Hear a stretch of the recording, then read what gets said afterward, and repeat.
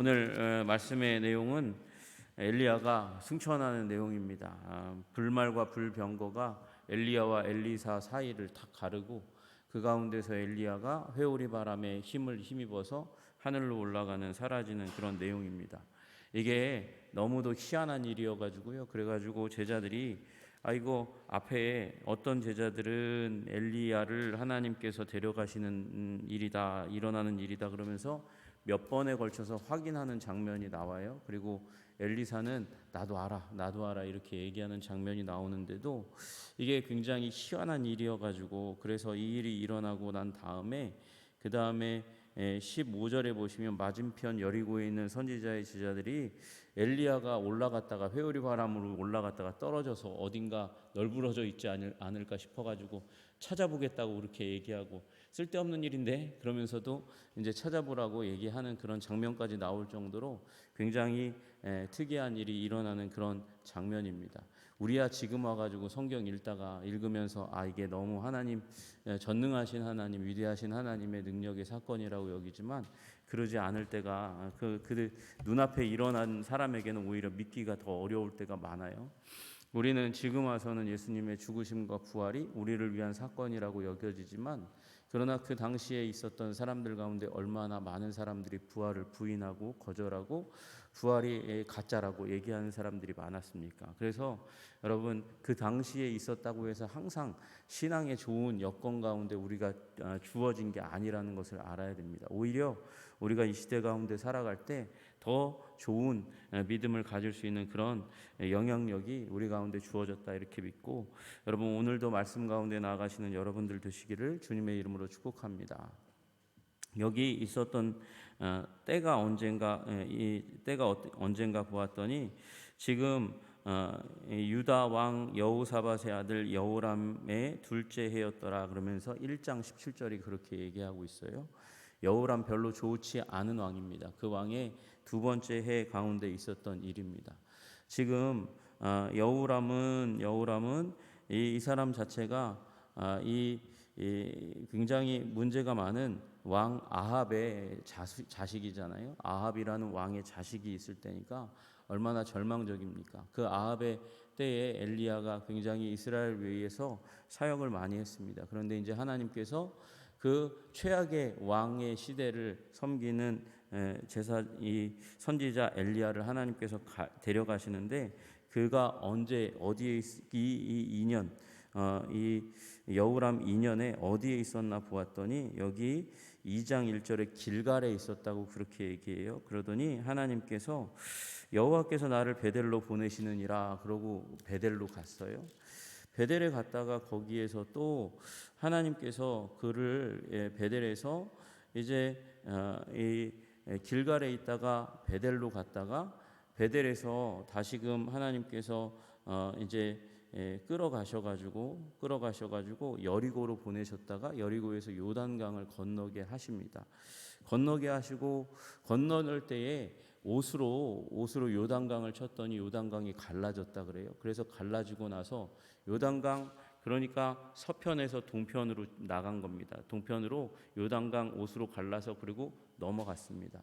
그 가운데서 엘리야와 엘리야는 자꾸 보내려고 했는데 엘리사는 끝까지 쫓아갔는데 놓치지 않겠다고 갔는데 그 가운데서 이제 엘리야가 엘리사에게 데려감 당하기 전에 내가 하나님께서 나를 데려갈 건데 그 일을 당하기 전에 내가 내게 어떻게 할지를 왜 쫓아오냐, 뭘 원하냐, 뭘 바라냐, 너에게 뭐 해주랴 그렇게 얘기하는 그 상황 가운데 엘리사가 말합니다. 당신의 성령이 하시는 역사가 갑절이나 내게 있게 하소서. 당신의 성령이 하시는 역사, 성령님께서 엘리야에게 임하셔서 엘리야를 붙들고 있는 이 엘리야를 통해서 역사하시는 이 위대한 성령의 역사가 나한테는 두 배 정도 되게 해주십시오. 그렇게 얘기하는 거죠. 엘리야가 그 말에 대해서 어려운 일인데 라고 얘기했어요. 어려운 일이긴 한데 근데 아주 불가능한 일은 아닌 것 같아. 그러면서 뭐라고 말씀하시냐면 나를 떠나서 데려가시는 것을 나를 내게서 데려가시는 것을 내가 보면 그 데려가시는 하나님께서 엘리사에게서 엘리야를 데려가시는 그 순간을 보면 그 일이 너에게 이루어질 것이다. 그렇게 이야기합니다. 근데 못 보면 그 데려가시는 그 상황 가운데 완전히 진입하지 못하면, 완전히 몰두하지 못하면 그런 일이 일어나지 않을 거야. 갑절에 성령의 역사가 임하는 일이 일어나지 않을 거야. 그렇게 이야기하는 것이죠. 여러분, 우리 엘리사가 엘리야에게 구했던 것처럼 갑절의 능력이 여러분에게 임하시기를 주님의 이름으로 축복합니다. 우리 여러분과 저는 능력이 필요한 사람입니다. 힘이 필요한 사람입니다. 특별히 제가 이제 93학번으로 학교 들어가서 94년도 넘어가는 그해 94년 2월 달에 예수님 영접했는데 그때만 해도 교회가 분위기가 좋았어요. 교회가 굉장히 분위기가 좋았고 부흥의 열기가 아주 가득했고 2000년 부흥 2000 하면서 부흥에 대한 열망이 가득했습니다. 한 2010년도까지도 좋았던 것 같아요. 그런데 그 이후로 갑자기 교회에 대한 이미지가 나빠지고 교회가 힘을 잃고 그리고 교회에서 사람들이 점점 빠지는 일들이 일어나고 오히려 세속적인 관심들이 더 많아지는 일들이 일어난 것 같아요. 물질이 중요하게 되고 그리고 웰빙이라든가 워라벨이라든가 이런 말들이 오면서 교회는 더 힘을 잃는 그런 상황 가운데 들어가게 된 것 같아요. 그리고 우리 잘 아시는 대로 코로나 상황이 이제 일어나면서 교회에서 성도님들이 한 30% 이상 빠지는 교회들이 굉장히 많아졌습니다. 교회가 힘을 잃었어요. 교회가 이 능력을 잃어버린 세대가 되었습니다. 여러분, 그 가운데 우리 하나님께서 우리 교회, 한국 교회에게 주신 영광을 다시 회복하려면 또 하나님께서 우리 교회, 우리 한성교회에게 이제 이 50여 년의 역사를 이제 뒤로 하고 새로운 역사를 열 기회를 주셨는데 그 가운데도 돈이 주는 능력이 있죠. 우리 위치가 달라지면서 교회가 얻는 능력도 있을지 모르겠습니다. 그러나 여러분, 우리에게 필요한 것이 성령의 능력인 줄로 믿으시기를 주님의 이름으로 축복합니다. 그리고 새로운 전환기를 맞이하려면 평소에 가지고 있던 능력보다 더 갑절의 능력이 필요한 것이에요. 여러분, 우리가 위치가 바뀌고 건물을 새로 짓는다고 해서 하나님이 주시는 능력이 필요 없습니까? 오히려 새로운 시대를 열어가야 되기 때문에 하나님이 주시는 더 큰 능력 가운데 들어가야 되는 것이죠. 그 가운데 우리 하나님이 주시는 능력 받기 위해서 우리 엘리야가 엘리사에게 주문했던 것처럼 그걸 보면 하나님께서 나를 이끌어 가시는 걸 보면 갑절의 능력이 너한테 임하게 될 것이다. 그 현장 가운데로 들어오라는 그 초청의 말씀 가운데 서시는 여러분들과 제가 되기를 주님의 이름으로 축복합니다. 여러분, 어떻게 하면 우리가 갑절의 능력을 얻을 수 있을까요? 여러분, 갑절의 능력 얻기 위해서 먼저 여러분 옷을 버리는 일이 일어나야 하는 것이죠. 여러분, 우리 12절에 보시니까 엘리사가 보고 소리 지르되 이제 올라가는 그 상황 가운데 회오리 바람 타고 엘리야가 올라가는 가운데 엘리사가 보고 소리 지르되 내 아버지여 이스라엘의 병거와 마병이여 하더니 다시 보이지 아니하는지라.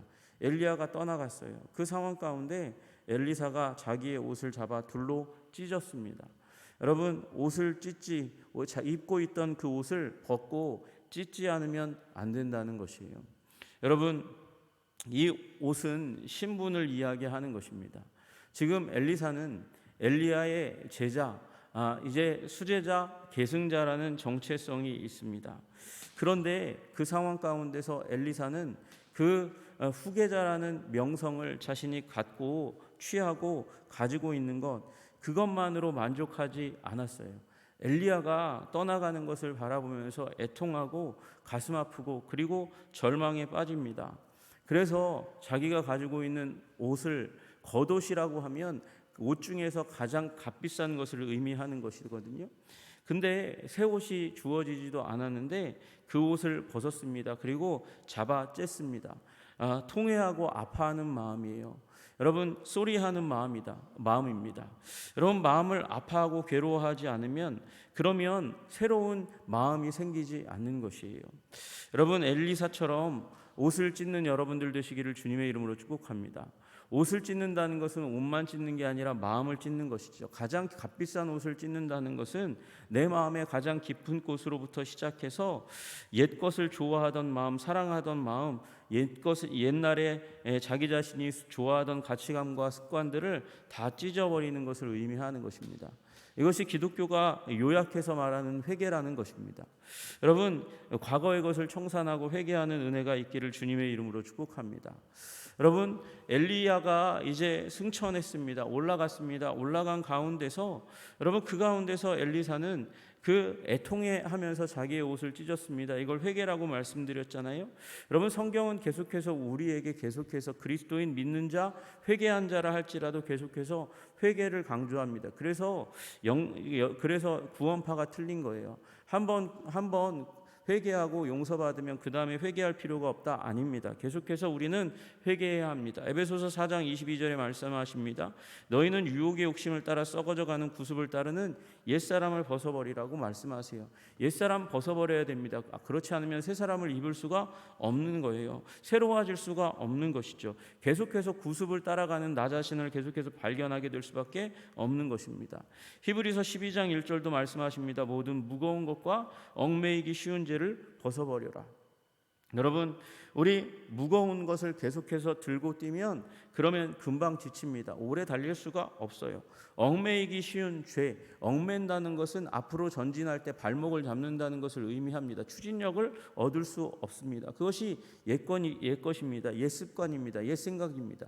우리 과거에 그렇게 했는데 계속해서 그래 왔는데 그런 생각 가운데서 벗어나야 하는 것이죠. 생각이 고착되는 것, 창조의 하나님께서 우리에게 새 생각을 주시고 새 미래와 새 비전과 새로운 방법을 주시는데 그거에 묶이면 앞으로 전진할 수 없는 일이 일어나는 것입니다.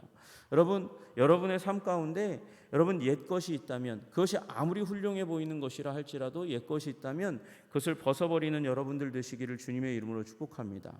여러분, 그 은혜가 여러분의 삶 가운데 임하시기를 주님의 이름으로 축복합니다. 아무리 익숙해도 내게 지금 유익이 된다 할지라도 내게 멋있어 보이는 것이라 할지라도 하나님께서 이거 아니야 라고 말씀하시는 것, 기도하는 그 가운데서 하나님께서 이건 벗어버려야 되는 얽매이기 쉬운 죄라고 말씀하시는 것 벗어버리지 않으면 새로운 미래를 맞아들이기 어려운 것이죠. 여러분, 그러면 어떻게 하면 하나님께서 내게 벗으라고 말씀하시는 옛 옷이 무엇인지, 옛 습관이 무엇인지, 죄가 무엇인지 알 수 있겠습니까? 여러분, 기도해야 되는 줄로 믿으시기를 주님의 이름으로 축복합니다.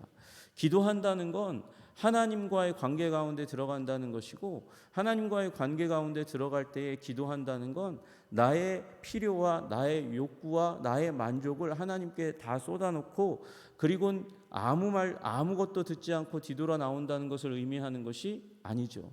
우리는 하나님과의 대화 가운데 들어가서 하나님의 말씀을 듣고 하나님의 세계관에 참여하고 하나님이 귀하게 여기시는 것이 무엇인지 그 하나님의 가치를 받아들이고 내 가치를 내려놓는 일 가운데 들어가는 거예요. 여러분, 그래서 기도하지 않고는 내 옛 옷을 벗어버릴 수가 없어요. 여러분, 오늘도 보십시오. 엘리야가 자기 옷을 벗어서 잡아 둘로 찢기 전에 무슨 일이 일어납니까? 엘리사가 보고 소리 지르되 내 아버지여, 내 아버지여, 이스라엘의 병거와 그 마병이여 하더니라고 이야기하고 있어요. 여러분, 그 엘리야가 승천해서 올라갑니다. 그 엘리야가 아버지였습니다. 영적인 아버지였습니다. 내 아버지요, 내 아버지요. 그리고 아버지일 뿐만 아니라 엘리야 한 사람으로 인해서 아합의 시대 가운데 침략당하지 않고 나라가 망하지 않고 견딜 수 있게 되었습니다. 지금 국가가 얼마나 힘듭니까? 교회가 얼마나 힘듭니까? 여러분, 한 사람, 엘리야와 같은 한 사람이 바로 서면 그럼에도 불구하고 나라가 지켜지는 줄로 믿으시기를 주님의 이름으로 축복합니다. 엘리야는 어떤 사람이었습니까? 기도의 사람이고 오직 하나님만 예배하는 사람이었습니다. 그로 말미암아 나라가 지켜졌어요. 그래서 그는 이스라엘의 모든 병거와 마병보다 더 강력한 존재였습니다. 그러니까 엘리사가 이야기하는 거죠. 이스라엘의 병거와 그 마병이요. 그러면서 소리 지르고 부르짖었습니다. 그런데 그렇게 부르짖음에도 불구하고 엘리야는 떠나갑니다. 속절없이 떠나갑니다. 보이지 않을 때까지 계속해서 떠나갑니다. 여러분, 그 가운데서 절망하면 기도의 사람이 아닌 거죠. 기도의 사람은 그 가운데 소망을 발견하는 사람들입니다. 여러분, 그래서 엘리사는 기도하면서 그렇게 내 아버지여, 내 아버지여, 이스라엘의 병거와 마병이여, 그 엘리야가 떠나가는 것을 보면서 마음이 더 무너지고 깨어지고 부서졌지만 그 한 사람이 떠나가고 부서지고 무너지는 마음의 끝 가운데 다시금 하나님을 바라보는 그런 믿음을 얻게 되었을 거예요. 기도는 그런 거죠. 기도는 하나님의 음성을 듣고 새로운 세계관, 나의 상식, 엘리야가 이스라엘의 병거와 마병이고 나의 아버지라고 생각했던 그 세계관이 무너지고 내 아버지는 하나님이시고 이스라엘의 병거와 마병이 하나님이라는 사실을 깨달아 아는 거죠. 그 하나님께서 그 이전에 오래전에 무슨 일을 하셨습니까? 어떤 일을 행하셨습니까? 도대체 앞으로는 바다요, 뒤로는 이집트의 병사, 애굽의 병사들로 가득 차 있어서 이제 죽을 일밖에 없는 그 상황 가운데서 보이지 않는 길, 바다 가운데 숨겨졌던 그 길을 하나님께서 여셨습니다.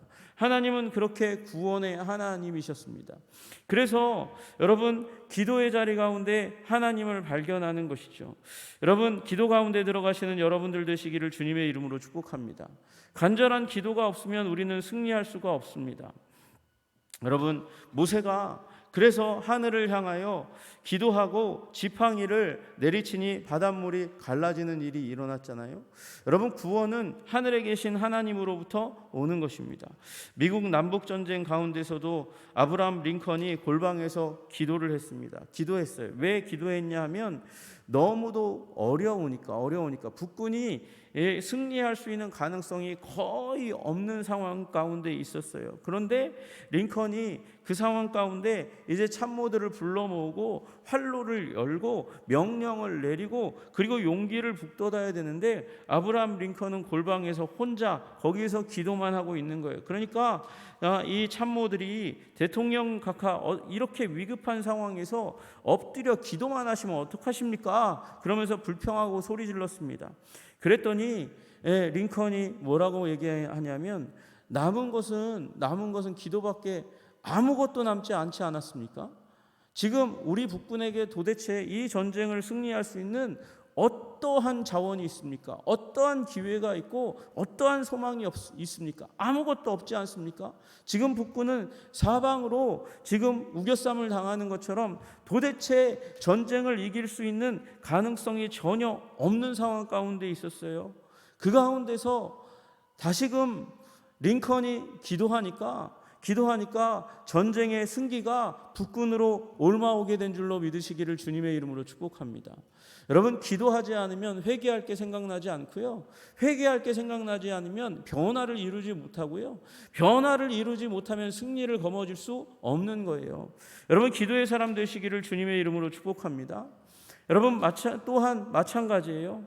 노르망디 상륙작전을 앞두고 있었어요. 노르망디 상륙작전을 실패하면 이제 연합군은 독일군에게 이제 속절없이 당하기만 할 것 같은 것을 다 알고 있었어요. 여러분, 그 가운데 두 사람이 자기 나라 민족에게 기도를 부탁합니다. 윈스턴 처칠은 영국에 기도를 부탁합니다. 영국의 국교회와 침례교회에게 우리가 할 수 있는 것을 다 했습니다. 이제 우리가 한 가지 작전을 펼치려고 하는데 그런데 이 상황 가운데 우리에게 필요한 것은 기도입니다. 윈스턴 처칠이 그렇게 영국 이 국민들에게 기도를 요청했고 미국의 루즈벨트도 마찬가지로 이 상륙작전을 앞두고 미국의 전 국민을 향해서 기도해 달라고 부탁을 했습니다. 여러분, 우리나라는 안타까운 나라예요. 우리 대통령이 국민들에게 기도해 달라고 얘기할 수 없는, 믿는 이들에게 기도를 부탁할 수 없는 상황 가운데 있어요. 그러면 여러분, 대통령이 명령을 내리지 않으면 우리는 기도하지 않을 것입니까? 여러분, 그런 우리 핸디캡 가운데 있다 할지라도 우리 주님 앞에 기도하시는 여러분 되시기를 주님의 이름으로 축복합니다.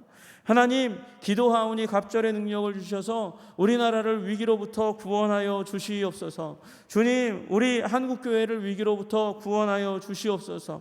하나님, 우리 한성교회를 새로운 기회로부터 구원하시고 이 기회를 사용하여 주셔서 갑절의 배가를 이루는 교회가 되게 하여 주시옵소서. 여러분, 기도하시는 여러분들 되시기를 주님의 이름으로 축복합니다. 여러분, 그 다음에 무슨 일이 일어났습니까? 여러분, 그렇게 기도하고 겉옷을 찢었더니 새로운 옷이 위로부터 내려왔어요. 그것은 엘리야의 옷이었습니다. 우리 13절에 기록되어 있습니다. 엘리야의 몸에서 떨어진 겉옷을 주워가지고 돌아와 요단 언덕에 섰습니다. 엘리야의 몸에서 떨어진 그 겉옷을 가지고 물을 치며 이르되 엘리야의 하나님 여호와는 어디 계시니까 하고 그도 물을 치매 물이 이리저리 갈라지고 엘리사가 건넜습니다. 요단강을 건넜어요. 요단강 이 서편에서 동편으로 건너왔다가 이제 엘리야의 겉옷을 취하고 그 겉옷으로 요단강을 치니까 요단강이 갈라져서 동편에서 서편으로 넘어왔습니다. 여러분, 강이 갈라지는 기적이 일어났습니다.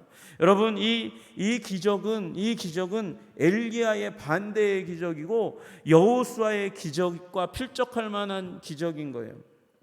여러분, 우리 어디서부터 이 여정을 시작했다고요? 여러분, 길갈이었어요. 길갈은 어떤 곳입니까? 길갈은 요단강 건너자마자 있는 곳이었습니다. 그 길갈에서 이스라엘 백성들은 여호수아는 건너자마자 할례를 행했습니다.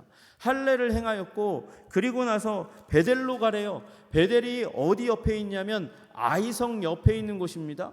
여러분, 그러니까 길갈과 아이 그리고 또 여리고로 가라 그래요. 여리고는 이제 길갈에서 할례를 하고 나서 그 다음에 첫 번째로 정복한 성입니다. 아이성은 첫 번째로 실패한 성이죠. 정복을 실패한 그 아간의 범죄 때문에 실패한 곳이죠. 그리고 나서 엘리야는 어디로 건너갔어요? 요단강을 옷으로 물길을 쳐서 건너갔단 말이죠. 이 일은 다시 얘기하면 여호수아가 요단강을 건너와서 길갈에서 할례를 행하고 여리고를 정복하고 그 다음에 이 아이성에서 실패하고 다시금 성공한 그 여정의 반대길로 간 거예요.